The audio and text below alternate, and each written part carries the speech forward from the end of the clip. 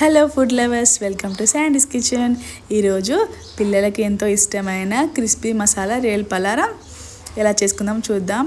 పిల్లలు అన్ని tiffins bore కొట్టినప్పుడు పిల్లలకి ఇది చేయండి, చాలా ఇష్టంగా తింటారు. ఫస్ట్ రైస్ పిండిని తగినంత వాటర్ పోసుకొని చపాతీ పిండిలా కలుపుకొని దానిలా చిన్న బాల్స్లా చేసుకొని ఒక పెద్ద గిన్నెలో వాటర్ పోసుకొని వీటిని చిల్లుల గిన్నెలో వేసుకొని స్ట్రీమింగ్తో ఉడికించుకోవాలి.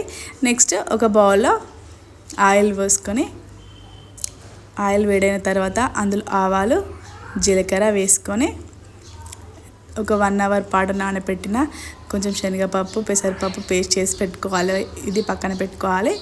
నెక్స్ట్ దీనిలోకి సన్నగా పొడుగ్గా కట్ చేసుకున్న 2 ఆనియన్స్ పెద్దవి, ఫ్రెష్గా కట్ చేసుకున్న కొత్తిమీర, ఆయిల్ వేడైనాక అందులో ఆనియన్స్ వేసుకొని ఆనియన్స్ గోల్డెన్ బ్రౌన్ వచ్చిన తర్వాత మనం పక్కన పెట్టుకున్నాం కదా పెసరపప్పును శనగపప్పు నానబెట్టుకొని పేస్ట్ చేసుకున్నాం కదా, ఆ పేస్ట్ని ఇందులో యాడ్ చేసుకొని మంచిగా అంటుకోకుండా కలుపుకోవాలి. ఈ పేస్ట్ అనేది మాడకుండా లో ఫ్లేమ్లోనే మనం దీన్ని కలుపుకుంటూ ఉండాలి. హై ఫ్లేమ్ పెడితే మాడిపోతుంది, టేస్ట్ కూడా బాగుండదు. కొంచెం లైట్గా ఫ్రై అయిన తర్వాత అందులో తగినంత పసుపు యాడ్ చేసుకొని మళ్ళీ మంచిగా కలుపుకోవాలి. పప్పు అనేది మనకి మంచిగా ఫ్రై అవ్వాలి, అప్పుడు ఫ్రై అయితేనే దీనికి టేస్ట్ బాగుంటుంది. చూడండి, ఇప్పుడు ఫ్రై అయిపోయింది. ఇప్పుడు ఇందులోనే తగినంత కారము వేసుకోవాలి, తగినంత సాల్ట్ వేసుకోవాలి. మనం ఫ్రెష్గా కట్ చేసుకున్న కొత్తిమీరని యాడ్ చేసుకొని మళ్ళీ మంచిగా కలుపుకోవాలి. చాలా టేస్టీగా ఉంటుంది,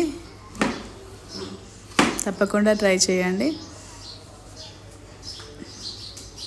కలుపుకున్న తర్వాత చూడండి, అడగంటుకోకుండా కలుపుకున్న తర్వాత మనం రైస్ బాల్స్ ఉడకపెట్టుకున్నాం కదా, వాటిని ఇందులో యాడ్ చేసుకొని మంచిగా ఇలా కలుపుకోవాలి. విడివిడిగా అయ్యే వరకు కలుపుకోవాలి.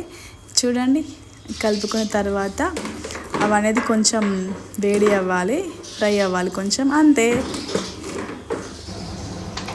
అంతే క్రిస్పీ రేల్ పలారం రెడీ. పిల్లలు చాలా ఇష్టంగా తింటారు. మరిన్ని వీడియోస్ కోసం శాండీస్ కిచెన్ని సబ్స్క్రైబ్ చేసుకోండి.